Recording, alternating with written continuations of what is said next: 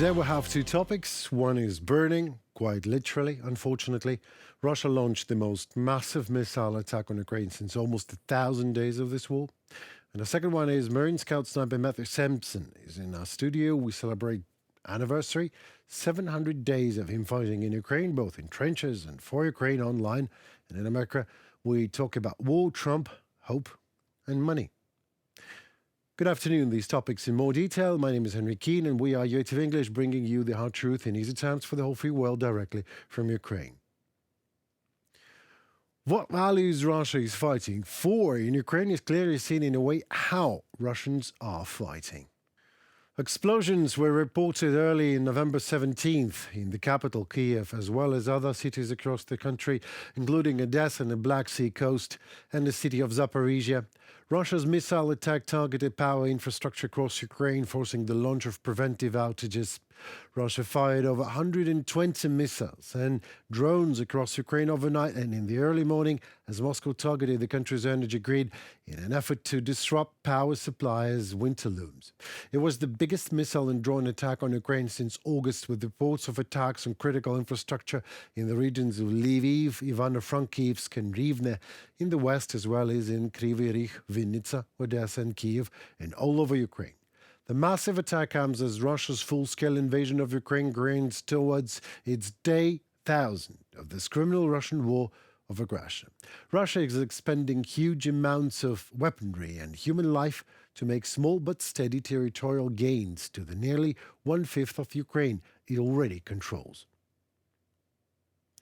Ukraine, meanwhile, is struggling to minimize losses, maintain morale, and finally convince allies that, with military aid not only promised but actually delivered in time and without absurd restrictions, can turn the tide. U.S. President-elect Donald Trump has said he could quickly end the war without providing any specifics, though how exactly he will do it. Russia launched one of the largest air attacks, drones and missiles against peaceful cities, sleeping civilians, critical infrastructure. This is war criminal Putin's true response to all those who called and visited him recently. We need peace through strength, not appeasement. Ukrainian Foreign Minister Andriy Sybiha. On November 16th, the group of seven G7 leading industrialized countries, as usual, reiterated its unwavering support for Ukraine for as long as it takes in its struggle against invading Russian forces. And the same as usual, that reiteration did not help much in the face of Russian terror actually happening here in Ukraine. This time it was so massive that it prompted neighboring Poland to scramble jets. Due to the massive attack by the Russian Federation using cruise missiles, ballistic missiles, and unmanned aerial vehicles on objects located, among others, in western Ukraine, Polish and Allied aircraft have started operating in our airspace. Poland's Armed Forces NATO Operational Command, on social media X, Poland said it had activated all available forces and resources at its disposal, the on-duty fighter pairs, and the ground-based air defense as well as radar reconnaissance systems are at the highest state of alert. Remember about a year ago, I said that if long-range restrictions are not going to be lifted, Poland will be gradually learning what is it to be Ukraine these days. When you're craving immediate help and literally bleeding and yelling in pain and asking the world for help, and the world says, sure, as long as it takes, and does not even lift restrictions. Well, dear Poland, we're sorry for that, but welcome to the club. What you're about to see is an air raid alert aggregation map for 2023. I repeat, for 2023, not even for 2024, as the year is not over yet. So on New Year's Eve, feel free to double these figures you see in each sector, as every single part of our country is being bombed and shelled 24.77 days a week and 365 days in a row. Even now, while you are watching this very wrap-up, something already is coming our way from Russia. 800 children were murdered by Vladimir Putin in Ukraine during 998 days of this war. That is a child a day almost. Hundreds of missiles and UAVs during just one last night. And Putin's seat warmer Dmitry Medvedev called this war crime a Russian peace negotiations. And after all that, Some got used to a role of a victim in Europe and America that are reaching out to Putin and asking him to stop. And of course, Putin escalates all he wants. While these some are, after numerous failed attempts in a row of trying to appease Russian dictator, turn to their constituency and say that things must be done first thing first and Ukraine is not that important as, I don't know, Mexican border in the US or oil and gas prices for Hungary and Slovakia, you name it. And while every country deals with its own priorities, Putin grabs more and more land off Ukraine, kills more and more people in Ukraine. And soon, not only in Ukraine, as Poland can surely confirm that now. So if World War III is ever going to happen, please blame Olaf Scholz, Zara Wagenknecht, Viktor Orban, Robert Fico, and any pro-Russian or simply cowardly backing politician in Europe and America responsible for losing the momentum and trying to appease a monster instead of fighting him off. And one more thing. You don't have to be a friend of Ukraine to stand for normal human values Ukraine is fighting for, like sovereignty of the nation. But if you do, for some reason, consider yourself a friend of Ukraine, then please raise your voice and send a petition to your government with as many signatures as you can collect, saying, "Stop talking for Ukraine. Act." Marine Scout Sniper Matthew Sampson is in our studio. We celebrate an anniversary of sorts. 700 days of him actually doing a lot for Ukraine, fighting both in the trenches and in the American government, and that's also dangerous. Today we talk about war, Trump, hope, and money. But first, let me please say a couple of words in regards to my personal interactions when I was talking with others, with my friends and colleagues about the return of Donald Trump. I said, look, people, that's how democracy works. They were so afraid that they didn't seem to understand me. They think democracy is what's all good and all other things are just like stranger things and are bad by default. Well, maybe. But these stranger things also fight for their survival and money and influence and power and you name it. And you have to fight back to defend what's yours. Some I talked to about Trump seem to completely fail to understand that the founding fathers of America wanted for America what initially was and is the constructive creative paradigm behind the United States. Over what idea exactly these very states are united. It is not over an all good wins and all bad loses paradigm. No, it's about these two entities opposing one another. A constant tense opposition between Democrats and Republicans, that is what ensures that democracy wins either way, as dictatorship doesn't. Someone you don't like can win. Moreover, it's crucial so your political counterpart stands the same chance to win as you do, and they can, and most probably will win, if all you do is yielding ground. And all American Democrats ever did was, recently at least, while saying good things, impotently backing off when facing any opposing force. They yielded to Putin in Ukraine by not lifting long-range weapons restrictions and constantly citing fears of escalation, whatever that means. Well, Putin escalated all he wanted, and now Democrats yielded power to Trump in America by very democratically backing off. And Trump came and took the place. And I want to urge my audience now to answer in the comments below. When exactly you personally grasped the fact Trump is going to win? I'm talking not about hope or emotions. When, for you, it became the fact Donald Trump is back. Please share your thoughts in the comments below. I would much appreciate that. And we're starting the interview. Hello, sir. Hello, sir. Sorry for that.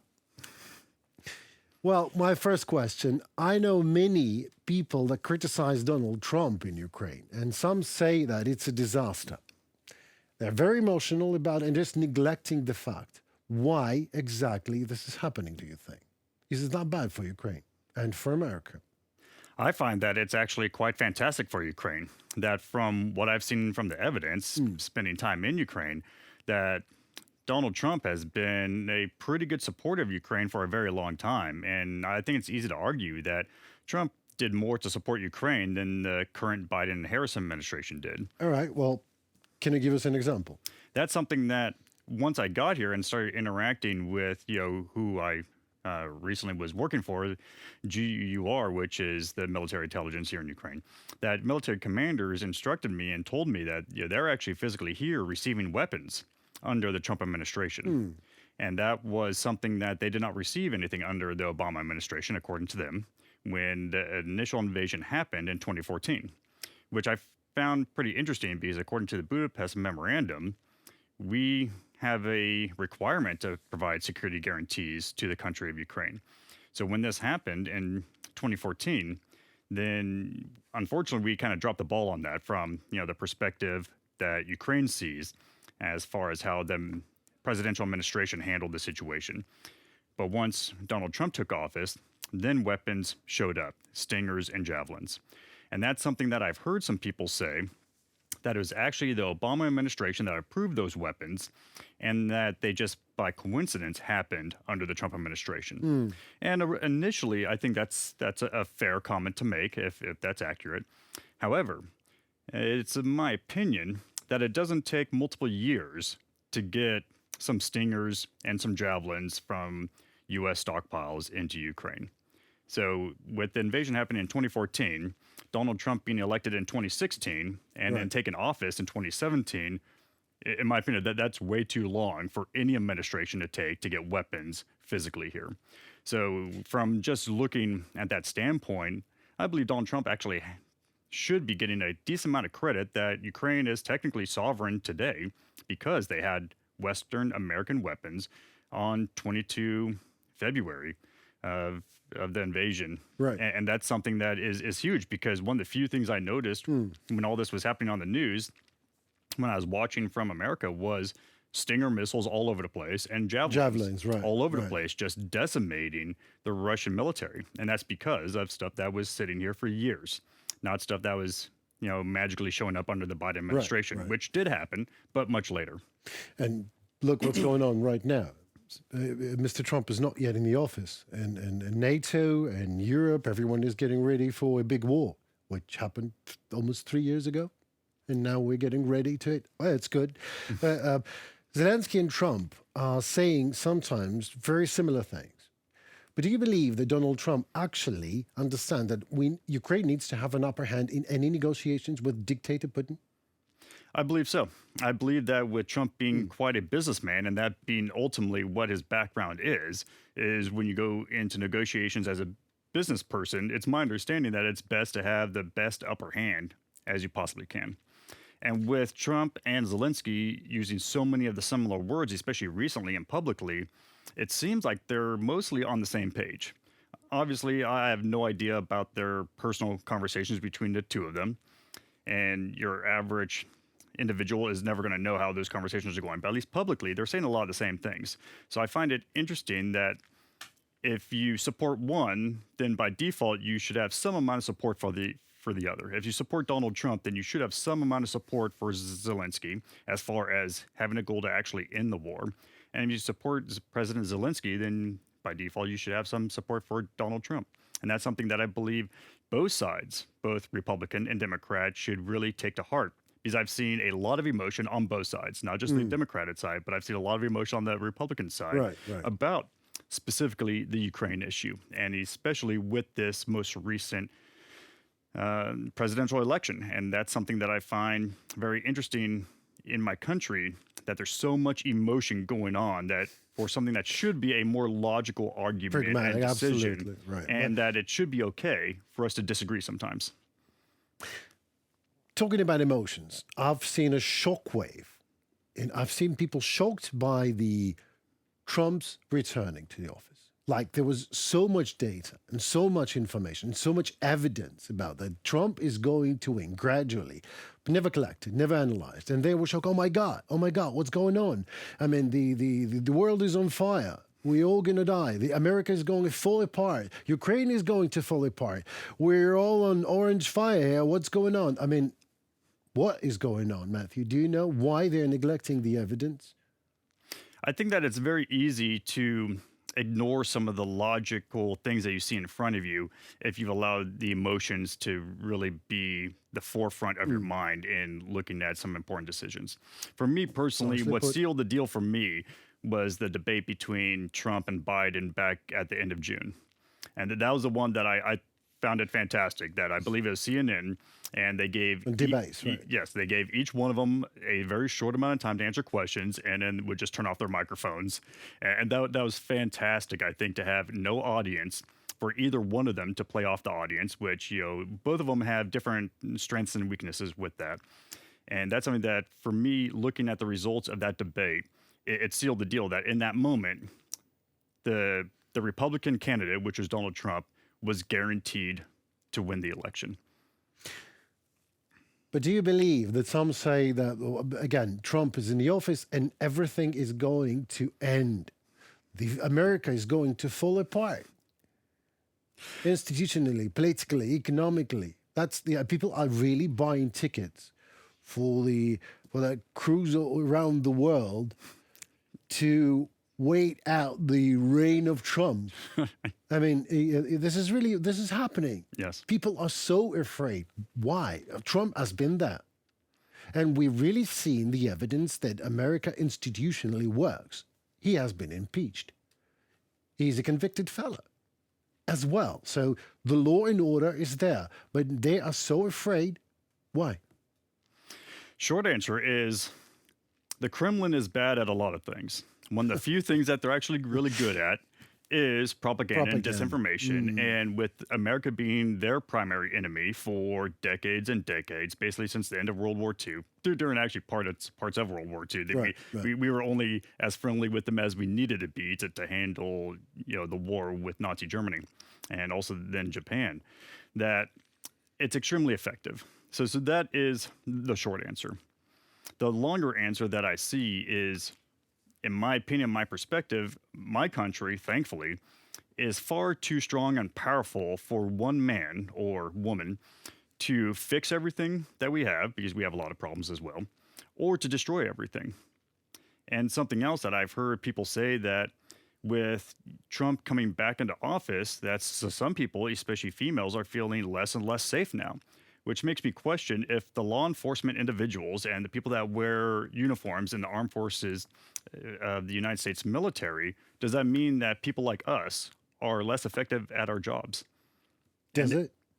In my opinion, no. And that's something that, for me and for those of us that wear uniforms, both law enforcement and armed forces, both past, present, and future, it's a little insulting that our citizens feel that depending on who's in office will dictate whether or not people like myself and the brothers and sisters that have come before me and will come after me are more or less effective at our jobs.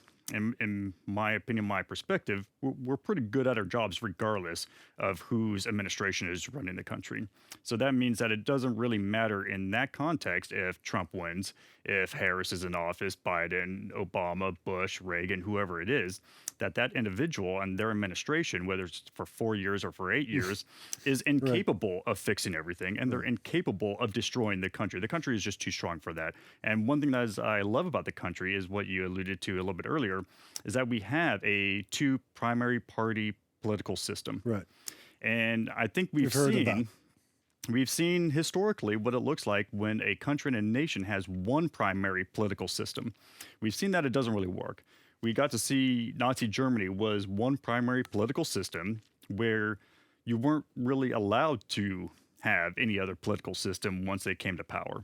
Same thing with the emperor in Japan, that was something that there was no other option. And one of the things that makes America so fantastic is that we have two very opposing political systems that by design are forced to work together. And sometimes they disagree, and it's fantastic. And I think it's great that they disagree, and they could do it without shooting at each other. And they could do it by really just raising their voices from time to time, and then, spending the time that it takes. And sometimes it takes months and months and months to come to agreement that they feel is best for the American people. Wow. I mean, we would love to have that system maybe also in Ukraine. You believe it's possible? Democrats and Republicans? I don't think so. But there will be a lot of Democrats and will be a lot of Republicans, a lot of parties. But more or less clear with military law enforcement. So that stays in place, regardless. Another question is I know someone who has obviously mental issues because of the war, because a war puts a tremendous pressure on people. even on civilians, Absolutely. and also on people who are fighting in the trenches. Can you please educate us a little bit more on American perspective of that problem? That's something that I know the Department of Veterans Affairs, the VA, Right. they are the primary ones responsible for the mental health and physical health as well of all U.S. veterans. And that's actually a process that I'm personally going through right now. Is getting my benefits through the VA. Currently, I'm returning back to the U.S. here in the near future Right. to go through part of that process myself. So I'm learning a little bit about it right now as well, and it's something that is huge, especially once the war is over. And that's something that here in Ukraine, I found that mental health, especially for veterans, is not a very big priority at all. And once the shooting does stop, whether it's tomorrow or 10 years from now, that it's going to be an enormous problem. That veterans, from my perspective, they're able to handle the stresses that come with post-traumatic stress that comes with warfare and combat a little bit differently when the combat continues. So if a veteran is coming home for a specific amount of time and knowing that they're going to go back into combat, they're handling it a little bit differently than when they're coming back home permanently and they know that the combat is over, at least for them, whether the war itself is over or if it is just for them, whether they've left the military or they've been Right. injured to the point to where they will no longer Right, directly see right. combat again.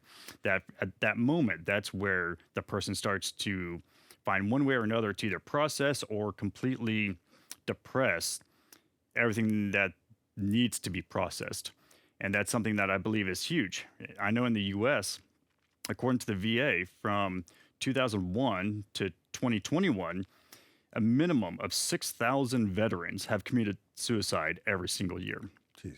One year, it was, according to the VA, was 6,000. Every other year past that was over 6,000 American veterans that most of them survived Iraq and or Afghanistan combat, come home, and then kill themselves. And I believe a lot of that is so many of them feel that they really don't have anyone to talk to. And, also looking at how our culture sees the American veterans is not the way it was in some wars past, especially World War II, where back then everyone was a hero regardless of what you Right, did right. or didn't do. The fact that you put on a uniform, whether you're drafted or volunteered, you're a hero.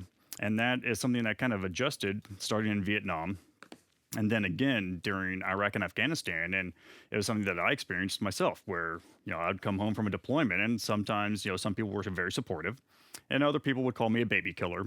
And these are people that have no idea Come again, what, come again, a baby killer. yeah. Right. And that's something that, those individuals were not interested in what the reality was of what I did or didn't do. They had no idea what my job was in the military. I could have been a cook for all they know. And So all right. I better not ask him. I mean, we didn't cook any babies. after we killed exactly. them, no. All right. Pardon me. But that's something that I hope that maybe the U.S. and Ukraine can work together to help out with the mental health for all the veterans that are here, not just the foreigners like myself that volunteered to fight on the front lines that Right, have their own right. our own stuff that we need to process, but a lot of the Ukrainian veterans here that have survived, atrocious things at the front lines, and it's something that also, as you said already, that the civilians is something that they're going to need a lot of the mental health assistance as well.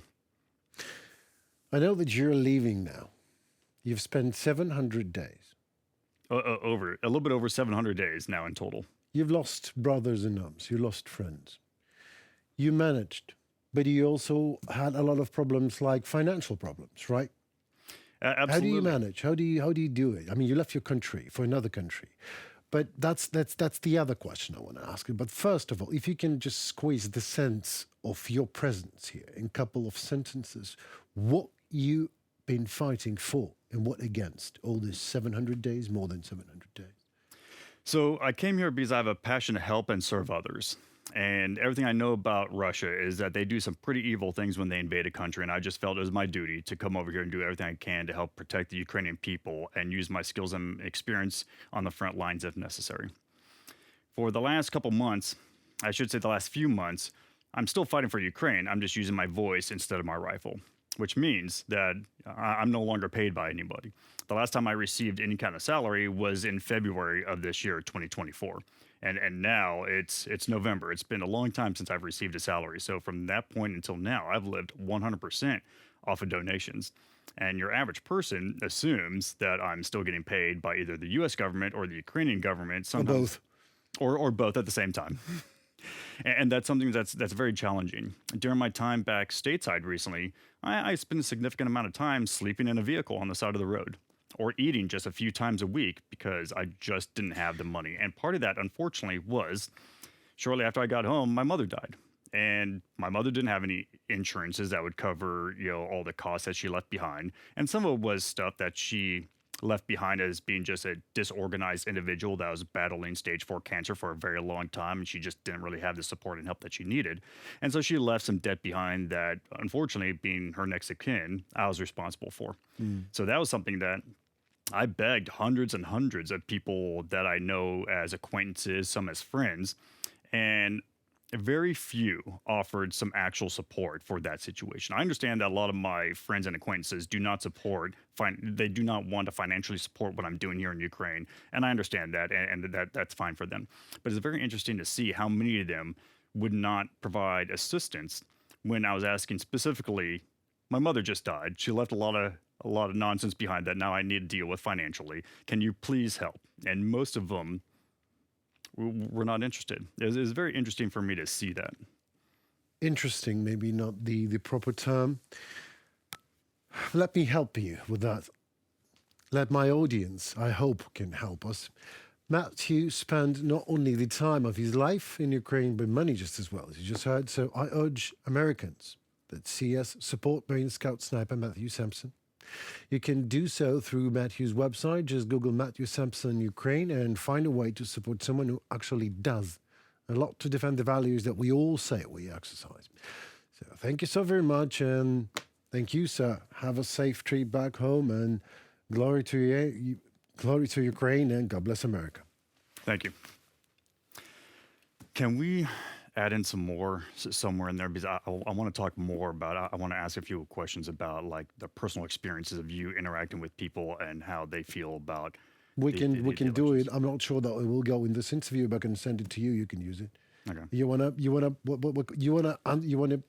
like I want to ask a interview couple me? questions, kind of like, the people that you know. Yeah, let's do that. Yeah, I'd like to add that in because I want to share some of my experiences of Okay. pro-Ukrainian people I misunderstood that. Okay. looking at me like I'm a horrible person because I happen to be a Republican and a Trump supporter, even though I've done all this crazy stuff for Ukraine.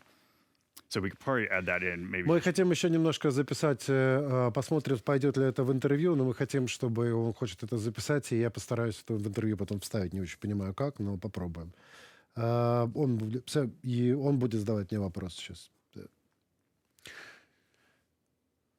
You wanted to interview me, Matthew. I know you wanted to ask me a couple of questions, right? So yes, I Should I? was kind of curious for just you being someone that's lived here for much, much longer than the little bit of time that I've spent here. Yeah. I'm curious about what your interactions have been with the local Ukrainian people and their perspective and opinions about Trump returning into office. The whole palette. I mean, from fear, an absolutely disaster that, as I told you, that everything is going to be bad, even worse than that. And to a lot of actually felt hope. Finally, someone who they have the feeling that someone has a decision, the decisiveness the situation urgently needs, because their needs will be addressed from there, from America. That was clearly a hope, a shock and a hope. I'm not sure why shock, because as I told you, there was a lot of information and a lot of evidence to make some analysis, but at least it was a relief that now the situation is going to change. That's pretty cool to hear that, because I've been able to interact with just a small amount of Ukrainian civilians of different ages, including, attending a couple schools to talk to and, do some presentations, and got to talk to some young kids from as young as 5th graders to as old as 10th graders. Right.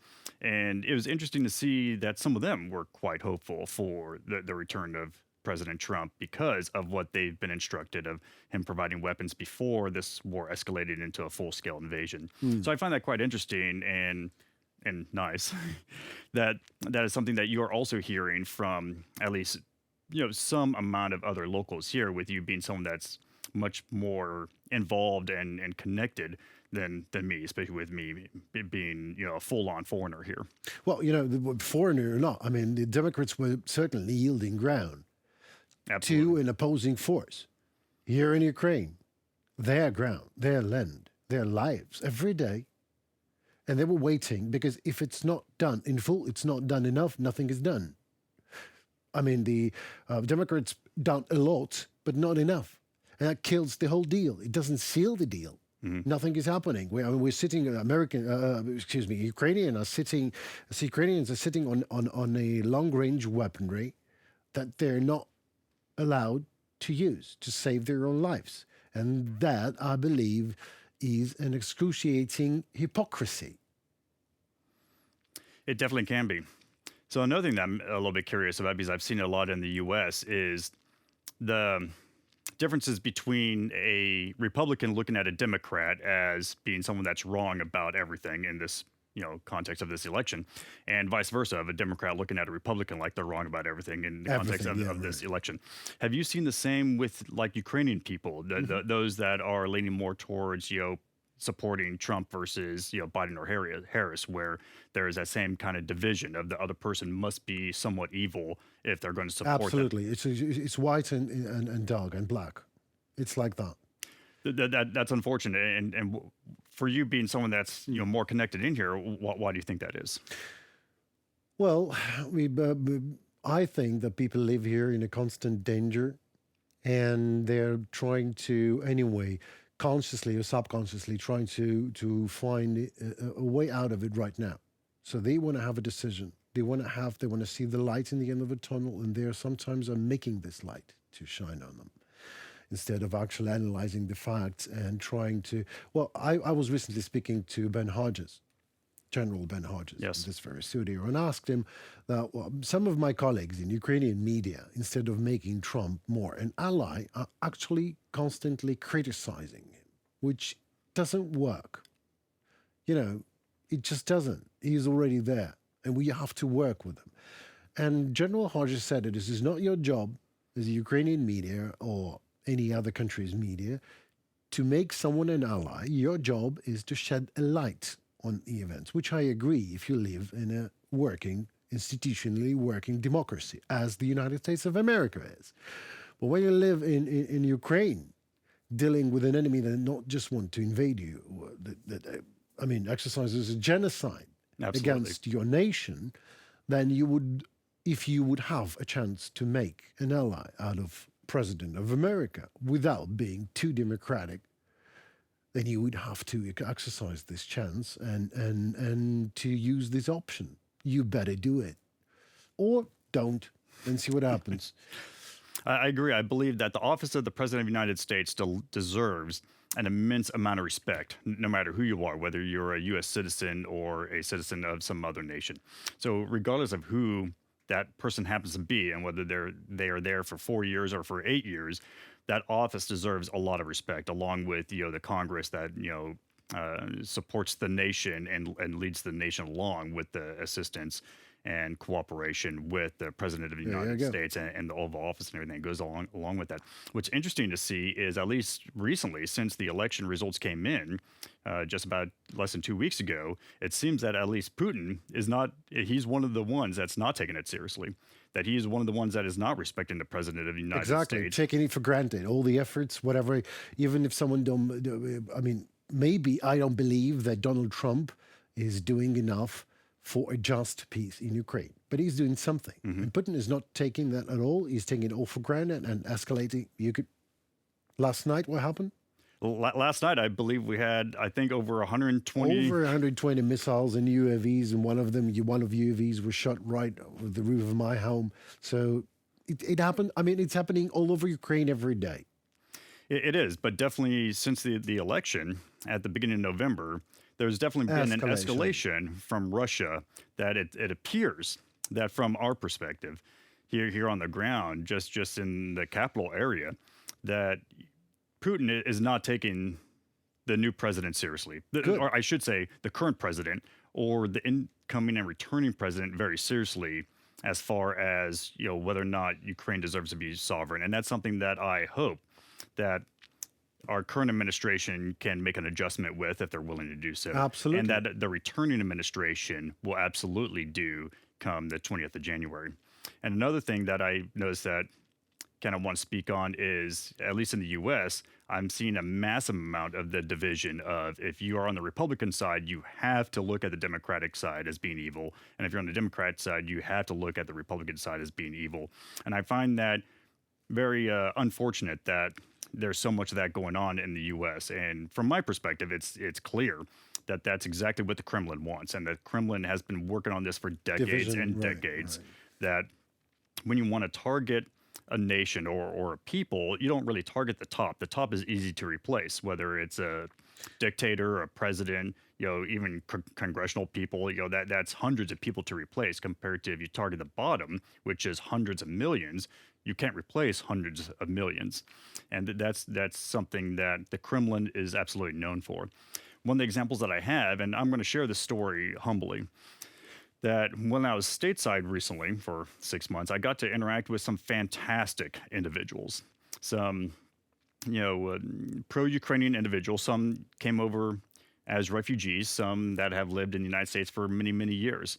Some do not have really all that strong connections to Ukraine. They're just extremely pro-Ukrainian on what's going on, but they're, Right. fully American. And, similar to myself, so some of them just don't have relatives here and don't know much about Ukraine other than, this is good versus evil.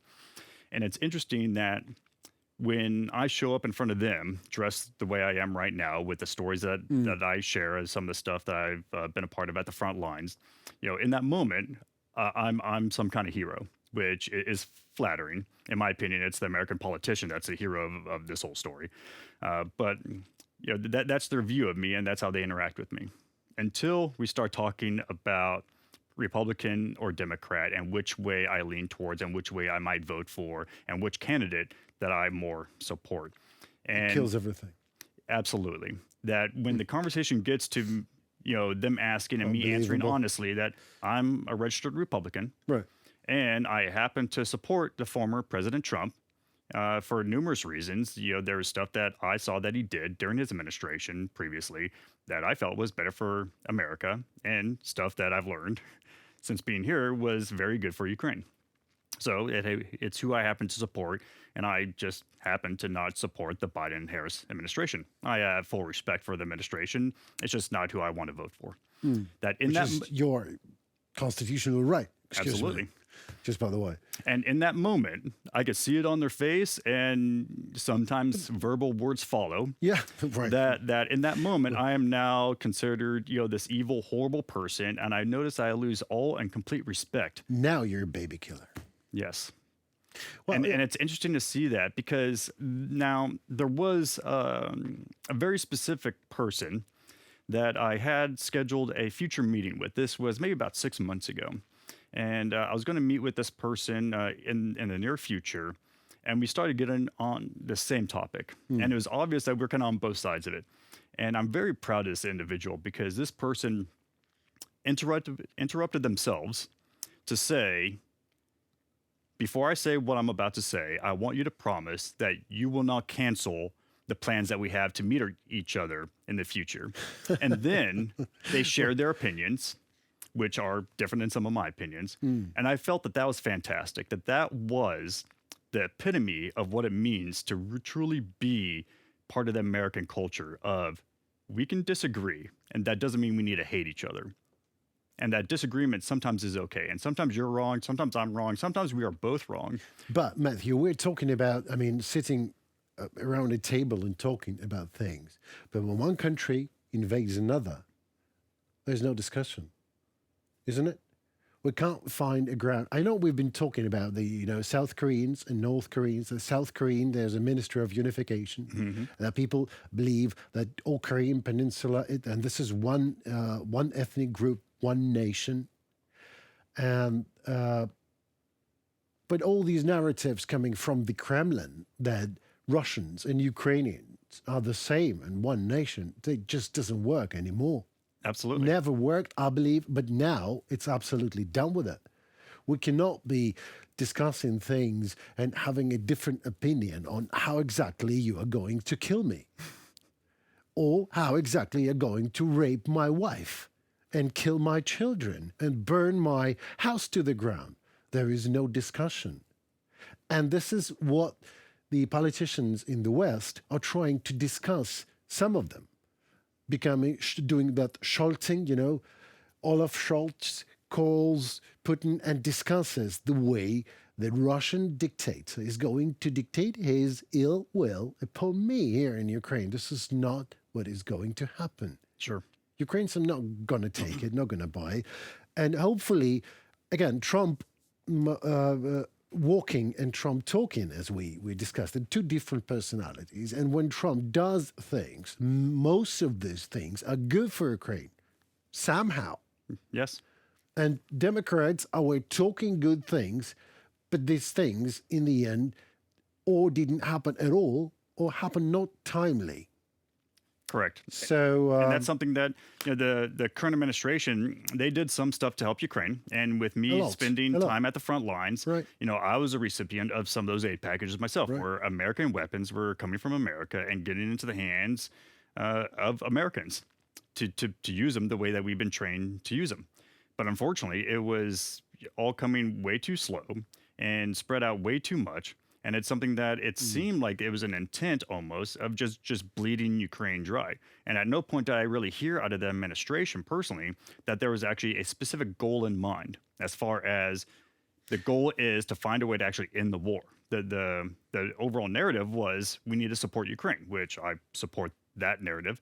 But it's much nicer to have an additional narrative coming with this new administration of support Ukraine. However, let's actually end the war and find a way to actually end the war sometime in the near future and not 10 years later. And that's something that I know that, South Korea happens to be one of the ones that's extremely interested in what's going on, especially because now we have North Koreans on the front lines. And it's been confirmed that some North Koreans have been killed fighting at the front lines against the Ukrainians. During the war, sometimes. And that means now that it's not just Ukraine fighting Russia now. Ukraine is now fighting multiple nuclear powers. And that is significant. And that is something that, regardless of what we want to label it, that is a world war. 3. Absolutely. And that means that it's happening already, that the world is already at war, just not in the way that we saw it in World War I and World War II. Hopefully it doesn't come to those specific details. But we have multiple nuclear powers actively declaring war on the country of Ukraine, and that's huge. And it is huge. I mean, and it's something that having a narrative of just, hey, we just need to support, that's fine and dandy. But to have an additional narrative of we need to support, however, we need to find a way to end this before it gets completely out of hand. This is so something. Pardon me for interrupting you, but give me a week. And I'm going to spend it with you because there's a lot of topics and a lot of time. We just promise me that you are going to show on this show again. Absolutely. And we're going to discuss things more. But now we have to just stop it for the moment. All right. And this is something that just in closing, that I feel that whether you're Democrat or Republican, that it's your duty that if you're a voter, especially for the United States, that it's your duty to find a way for us to all work together for a common goal, instead of finding ways to fight against each other. I wish this narrative also somehow just slips into a Ukrainian radar and everything just happens now. Well, anyway, thank you again for your time and for what you did for Ukraine. Thank you. For me just as well. Thank you. Goodbye. Goodbye. That was it for tonight and for the crazy week. My name is Henry Keane. We are YouTube English, doing our best to deliver hard truth in easy terms for the whole free world directly from Ukraine. Please like, share and comment. Your voice matters as it helps Ukrainian voice to heard globally. Stay safe and tune for more next week. Goodbye.